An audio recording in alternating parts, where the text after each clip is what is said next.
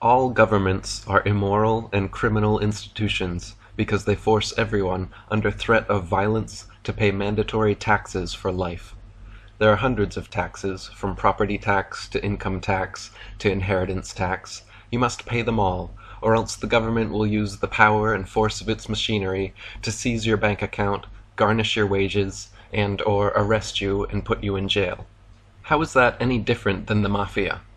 Governments demand we pay our dues regularly, promise us we'll be safe and protected if we do, and if we don't, agents come around to shake us down or put us away. If taxes were voluntary, then governments wouldn't automatically be immoral or criminal, because they would be completely funded by donation only, thus their very existence limited by voluntarism. If governments actually did a good job and spent our money wisely, then people might willingly donate for social programs, roads, schools, etc.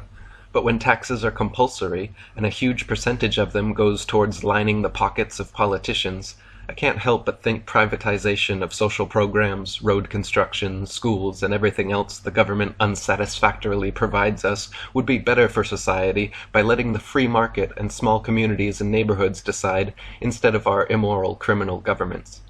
Another mandatory tax and despicable limitation that all governments enforce is our natural right to international travel. In reality, the world is one undivided whole.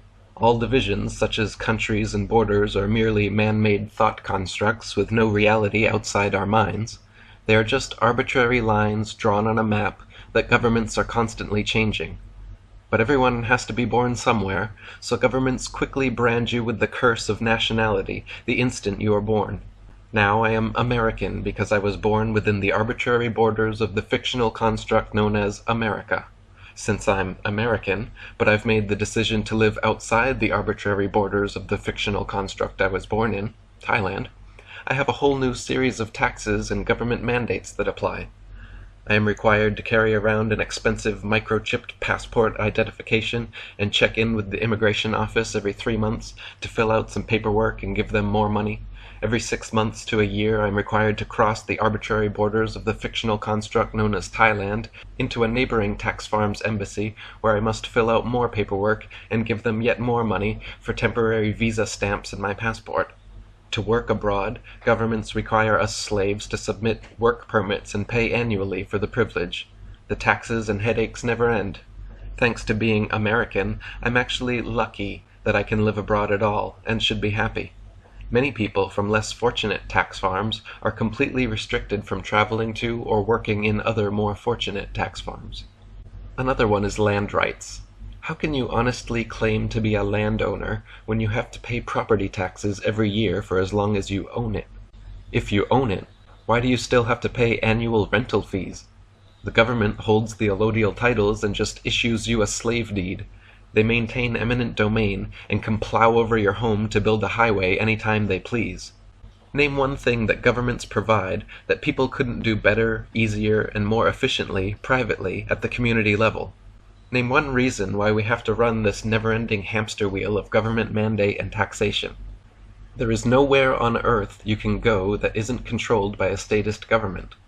Every piece of land has been divided up and claimed by 196 nations, all of which are controlled by some form of forced governance. There is nowhere left on earth that sovereign, freedom-loving individuals can go live freely without a mafioso government forcing them to pay taxes and obey laws. No matter whether you live under a monarchy, an oligarchy, or a republic, whether it's called democracy, communism, socialism, or fascism, all current forms of government initiate and mandate violence and slavery upon their populations. We are all slaves to our governments because every nation forces under threat of violence and kidnapping that we must pay them a percentage of our income. In some countries, like Thailand, it's around 30%. America, 40 to 50%. France is around 60%. Not to mention hundreds of other smaller mandatory taxes which raise these figures even higher. So if the definition of slavery is forcefully taking 100% of someone's income, what is it called when governments forcefully take 60% of someone's income? Is that not slavery? What if they only take 30%? Is that still slavery? We are taught in school that slavery ended long ago, and it is universally understood that slavery is immoral. But if governments still are forcibly taking even 1% of their population's income, that is still slavery, and even 1% slavery is immoral. The very definition of the word government is mind control, and the vast majority of people worldwide, public and private sector alike, are absolutely mind-controlled by their governments, medias, and education systems to believe that their statist government is a moral and altruistic institution that exists for the benefit of the people. The reality is, of course, the opposite. The reality is that all nations are like open-air slave plantations, allowing their indentured servant populations to choose their occupation, giving the illusion of freedom, then swooping in on payday to steal the fruits of your labor. This is why all governments are criminal and immoral, and why the only system of just governance is anarchism, agorism, or voluntarism. There is no political solution to the problem of government. Voting for a new ceremonial figurehead every 4 years has never, will never, and could never create any significant, lasting, positive change because governments cannot be improved or made moral from within. There are too many vested interests, and no statist system, be it monarchy, oligarchy, communism, democracy, republic, or dictatorship, none of them respect the right of the individual to opt out of being governed. When the mafia comes around to your business, they always befriend and promise to protect you, providing you pay and obey them. If you refuse to comply, however, the mafia burns your business to the ground. Similarly, all statist governments promise to help and protect their populations, as long as we pay and obey. But if we don't, then they seize our asses and our assets and throw us in prison. The whole problem is giving one privileged class the legal right and obligation to commit violence and coercion against the rest of the population. All governments around the world initiate the use of violence, in the form of police, and coercion, in the form of taxes, against their populations, and this is absolutely immoral and unacceptable. Consensual sex is moral because it is voluntary, whereas rape is immoral because it's forced. Similarly, things like charity donations in the free market are moral because they are voluntary, whereas theft and taxation are immoral because they are forced. The root problem festering within all governments around the world is not the rife internal corruption or criminality. Those are merely symptoms and side effects of statism. The paramount problem with government is that its mandates are mandatory, its compulsions are compulsory. For governments to be moral institutions, all taxes and interactions must be made voluntary. If governments are honestly in existence for our benefit, then they must be voluntary and never initiate the use of force against their populations. That kind of authoritarian violence and coercion is not allowed or acceptable in any other facet of our lives. We wouldn't put up with it. So why do we sheepishly line up to vote for a new puppet president every 4 years, thinking they are somehow going to make the mafia moral? Simply working for the government, whether you're a soldier, policeman, politician, or otherwise, your salary comes from the taxes the population are forced to pay, making you a criminal by proxy. Thus working for statist governments, like working for the mafia, is immoral and criminal because your paycheck comes from stolen money. In other words, all governments, everyone working for them and benefiting from their social programs, are like getaway drivers in a robbery. They may not have personally stolen your money, but your money is right there in their pockets, so who is responsible if not them? I'm not a fan of isms, but the second you express a sound idea, the establishment is quick to rebrand your revolution and assimilate your inspiration into an ism they can control. For instance, anarchy, a once respectable term simply meaning without rulers, advocating society without government, has long been rebranded hand in hand with chaos, wearing bandana face masks, throwing Molotov cocktails. The actual idea of non-violent sovereign societies, enlightened and capable beyond the need for statist governments, however, is certainly ideal, and not chaos. The terms agorism and voluntarism are similar ideas advocating only voluntary interactions between people and the state. Call it what you will, anarchism, agorism, voluntarism, or just keep it simple and call it freedom. It is the missing ingredient in all governments and the root of all state corruption and criminality. If people want to have a bureaucracy of diplomats creating a bunch of social programs for their benefit, what governments claim to be, then that's fine. But just because some guy in a suit wrote something on a piece of paper doesn't make it mandatory, and just because the mafia says you'd better pay up doesn't mean you should. Our current so-called justice system is such an unenlightened, corrupt farce that the entire edifice should be relegated to the history books. Humanity desperately needs to reconsider the idea that justice is somehow served by systematically fining, caging, or killing criminals, the idea that we should pay and empower unaffected parties to deliver standardized punishments, and the idea that police are anything but violent and coercive policy enforcers of our statist mafia governments. Today there are literally millions of laws and legislations on record in the United States alone, and under the current official edict, ignorance of these laws is no excuse for disobeying. Therefore, all citizens are legally bound, under threat of theft, kidnapping, and imprisonment, to read, remember, understand, and obey millions of ever-increasing laws, or else. Millions of nitpicking restrictions our nagging nanny state has decided us children must completely refrain from under any circumstance, or else receive severe punishment. Ridiculous things with no ill-affected party, such as the consumption of cannabis, a naturally growing plant that governments all over the world have deemed evil enough to cage you in prison for decades should you dare allow the weed's demon seed to take root in your soil. Such laws are nothing but anti-freedoms written by people so far above the law that they can write the laws. But surely we need some form of law and order, court system, and police protection, everyone cries out in knee-jerk unison. Here is all we need. Common law courts which settle lawful disputes between two affected parties regarding matters of injury, theft, or breach of contract. That is all. No state agents, district attorneys, or police enforcing statutes and codes, no maritime admiralty or other kangaroo courts. The only disputes which require the kind of mediation provided by courts and judges are those between two affected parties in the case of harm to one's person or property, theft, or breach of contract, the holy trinity of common law. Everything which requires court mediation falls within these three simple categories, and anything beyond or outside these categories are victimless crimes involving no injured party and have no business being called law. By eliminating these millions of laws and leaving only 3 would so drastically reduce the amount of court cases per district per year that they could be run very cheaply in a voluntarist society. Eliminating these millions of laws would also reduce the amount of people in prison by over 90%. America currently houses 25% of the world's prisoners, yet Americans themselves account for only 5% of the world population. Over 2 million in a population of 300 million, meaning almost 1% of the entire US population is currently living in cages, and over 90% of these for victimless crimes.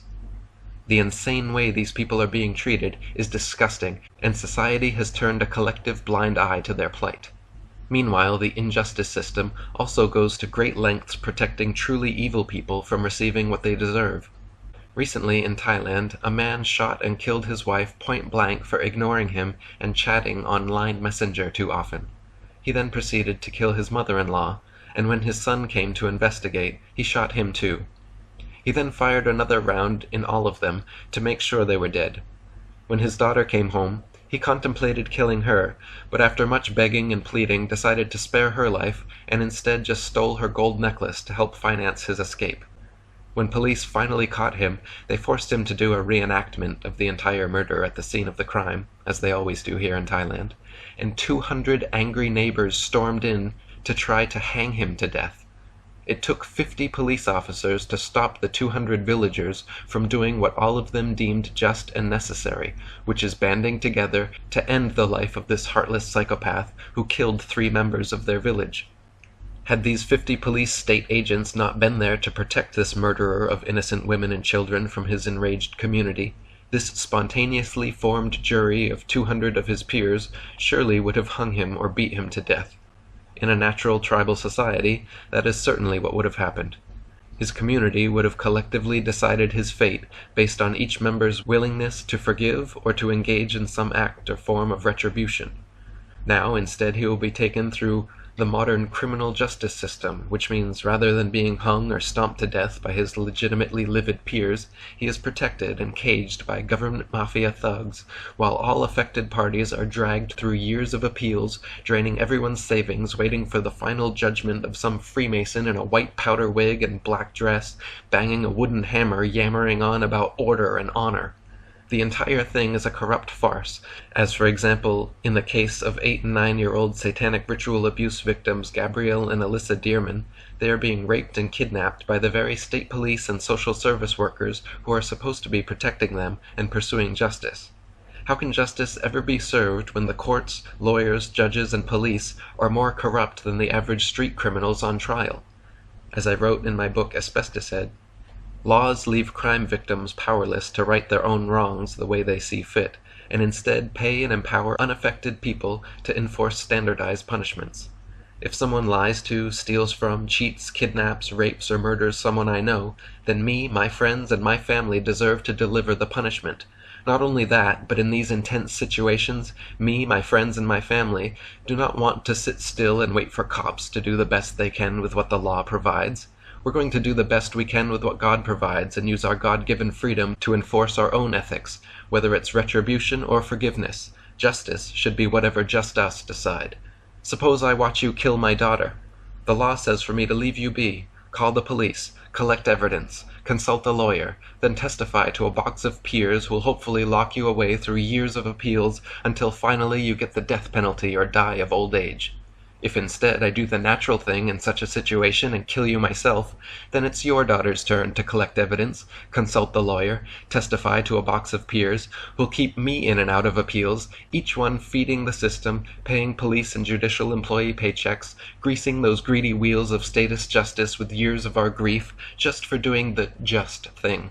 Furthermore, suppose I watch you kill my daughter, and instead of wishing you dead, instead of pursuing retribution of some sort, suppose I wish to take the highest moral ground and end the cycle of suffering, to stop the continuation of evil with my unconditional forgiveness. Suppose I wish to pardon you from all punishment. I wish you no harm, and that your family need not grieve the way ours does. If after all this I actually wish for your forgiveness, we'll find it's against the law. I have to destroy evidence, consult a lawyer, then testify to a box of peers that it's all insanity. Forgive those umpteen sardines and send them home. We love everybody and we're so sorry. Please love us and leave us alone. Stop locking us up in courtrooms and let us determine our own misdemeanors, or at least give us forgiveness as an option. It is important to note, governments, just like countries, borders, laws, and other abstract concepts, do not actually exist.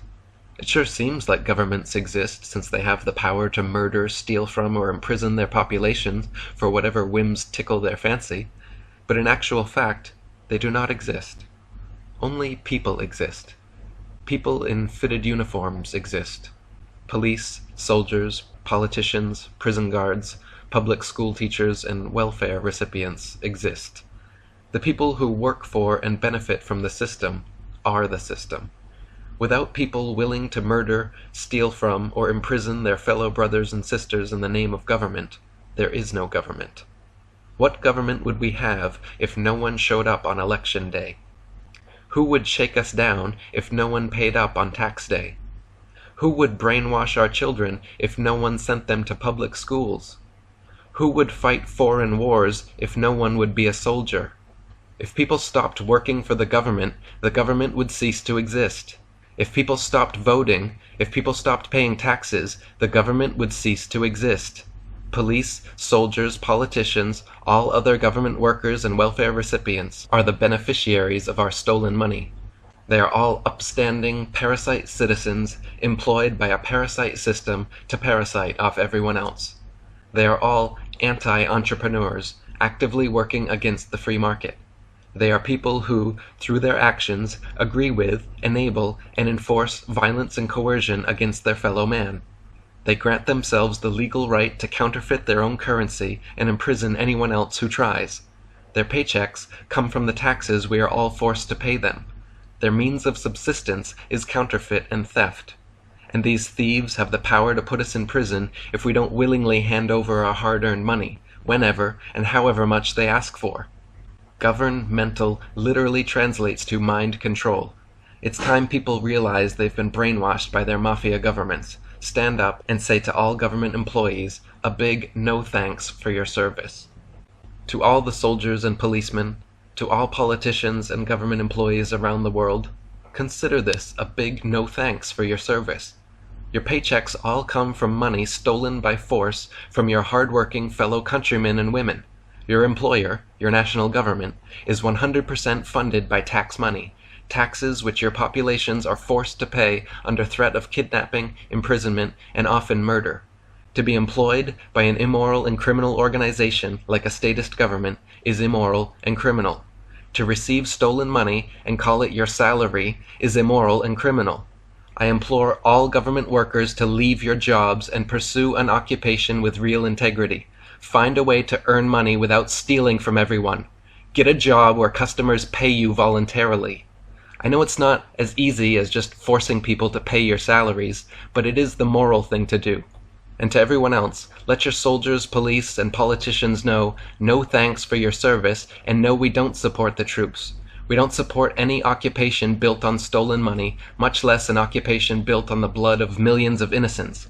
We send young men and women off to kill and be killed, maim and be maimed, all for the propagation of corporate imperialism and statist hegemony. Then, if and when they ever come home, demoralized and depressed, ridden with regret and post-traumatic stress, we herald them as heroes. But the truth is, every time a soldier leaves his home country, he becomes a terrorist. If you're interested in defending your country and protecting your family for free, join a local militia. If you're interested in leaving your country to attack other people's families for money, join the national military. The former is respectable, the latter is irreputable.